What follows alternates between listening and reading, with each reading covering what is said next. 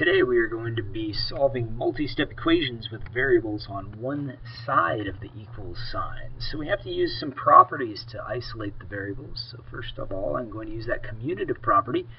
Commute this negative 8x next to this 6x and add them together. And since they're opposite in sign, I actually subtract, and I'm left with negative 2x. Bring down the plus 3 and it all equals 13. And so now I've just got a two-step equation, just like I had earlier. So now I can isolate it by doing opposite operations. Leaves me with a negative 2x equals 10. And then just one more step by dividing by negative 2. And so when I do that, I'm left with x equals negative 5. Well, taking a look at our next one, looks a little different. We've got a bunch of decimals. Now, if you don't want to deal with the decimals, you can get rid of them. The way you get rid of them is you multiply every number by 10 in this case. If I had to move the decimal 2 spaces, I'd multiply it by 100. 3 spaces by 1,000. This method gets the numbers to be a little bit bigger, but you don't have the decimals to deal with, so sometimes it's easier. So I'm left with 8, negative 8 minus 2x plus 2 all equals 4. So from that point, I can go ahead and collect some like terms. Notice the signs are opposite here, and so those will make a negative 6. Bring down that minus 2x all equals 4. So I can go ahead and move this 6 over, so that the opposite of that is a plus 6. That leaves me with this negative 2x equals positive 10. They're the same sign, so I ended up adding. And so from that point, divide by the negative 2. And we've got our answer, x equals negative 5. Look at our next one, same sort of thing. I'm going to use that same method. The thing you got to watch, though, is if you don't see a decimal, you still have to multiply by the value that you're going to do to cancel out those unknowns. So in this case, I'm left with 4x minus 8 plus 2x equals 40. So the numbers got a little bigger, but I don't have the decimals to deal with. And so from this point, I'm going to go ahead and collect the like terms. I have to add them this time. They're the same sign. Looking at the sign, not behind, but the ones in front. So you're left with 6x minus 8 equals 40. So from this point, I just have to add this 8 to all sides. And once I do that, I'm left with a 6x equals 48. So just one step from that point. Divide by 6. And we've got our answers. So in this case, x equals 8. Let's take a look at our next one. So on our next problem, we have the constant on the left-hand side, variables on the right. No big deal. We just combine them just like we did before. And always look again at the sign in front, never the sign behind. And so now I'm left with a 4 equals negative 4x plus 5. So I just start isolating the variable on the right-hand side, so I'm going to subtract the 5 from all sides. This leaves me with a negative 1 equals negative 4x. And so when I divide by this negative 4 on all sides, I'm left with a fraction. Not 4, but 1/4 as the answer. So that's what x is. Next two problems are dealing with a triangle, and what they're asking us to find is the value of x. Well, what we know is these are the angles, 30 degrees, 58 degrees, 2x minus 8. And so we want to find the value of x, so what we have to know is that if you take all the angles and add them up, they add to make 180 degrees. So that's what I'm going to do there, is add them up.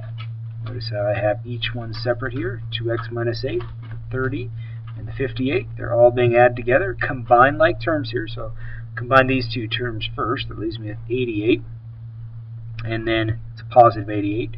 And then I'll combine with that negative 8 with that, and that'll just make that a positive 80 when I subtract those two. So 2x equals 180.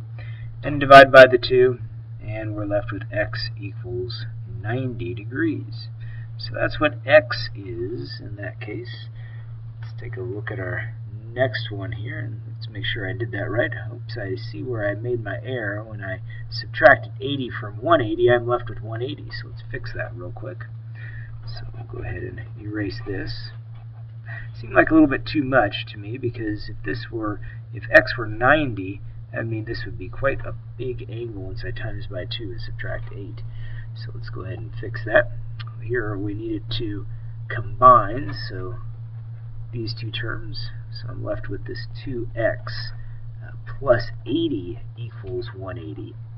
And then I'll go ahead and subtract that 80 from both sides. So if you see something looks a little bit wrong like I saw there, go back and check to see if you made an error somewhere. Usually just going back through the steps, you'll be able to find something. And if you set your steps up neatly, you'll be able to see where that error might be. So dividing by 2, this time I get x is 50, and that makes more sense. Let's take a look at our next one. Same sort of thing. We're going to take all the sides. 100 plus 2x plus 2x, and it will equal 180 degrees. So this time we'll go ahead and subtract the 100 from both sides. And as I rewrite the next step, I'm going to go ahead and combine these two terms at the same time. So that makes 4x equals, this makes 280. So from that point, all I have to do is divide by 4. When I do that, 4 into 28 goes 7 times. And I have a 0 that I can go ahead and bring down. So let's take a look at our next problem. Well, there's another error in here again. Let's go ahead and fix that before we go to the next problem. And so you see how I said I was to subtract 100 from 180, but I didn't do that. I ended up adding. So right there is the error. So little things like that will foul people up from time to time. They even foul myself up. So we go ahead and fix this problem. 4 into 80 goes 20 times. Let's take a look at our next problem here. Amanda and Casey's total bill, including tip, was $34. And this includes a tip. So what we've got is Amanda's part, we got Casey's part. And so their total bill, including the tip, was $34. It says Amanda's portion of the bill was twice as much as Casey's portion, and each left a $2 tip. How much did each person pay? Okay, so we've got Amanda's portion plus Casey's portion plus the $2 tip that Amanda left plus the $2 tip that Casey left, and all together it's $34. So this is what they spent. We have Amanda's portion, Casey's portion, the $2 tip each left. So that means that's why I have 2 of those there. So let's do this. Let's assign. We've got 2 unknowns here. I need to only have 1. So I go into the second sentence here. It said Amanda's portion equaled twice. Twice means 2 times. 2 times Casey's portion. So let's rewrite it this way. Let's write an expression for it. Amanda's portion is 2 times Casey's. Let's take that expression and substitute it in to Amanda's amount right there. And that way we only have 1 unknown. So let's go ahead and rewrite what we've got. We've got 2 times Casey's, which is Amanda's, plus Casey's, plus, and I'll go ahead and add those 2 numbers together, 4 equals 34. So from that point, all I need to do is combine these 2. That makes 3c. I'll go ahead and subtract this at the same time. And that leaves me with 3c equals 30. So from this point, all I need to do is divide by 3. And so when I do that, I'm left with c equals 10. So that is Casey's portion, but I still need to find Amanda's portion. Well, I take that 10, put it right in for c right here, and it gives me what Amanda's is. That'd be 2 times 10, which is just 20. So $20 for Amanda's, and I have $10 for Casey's.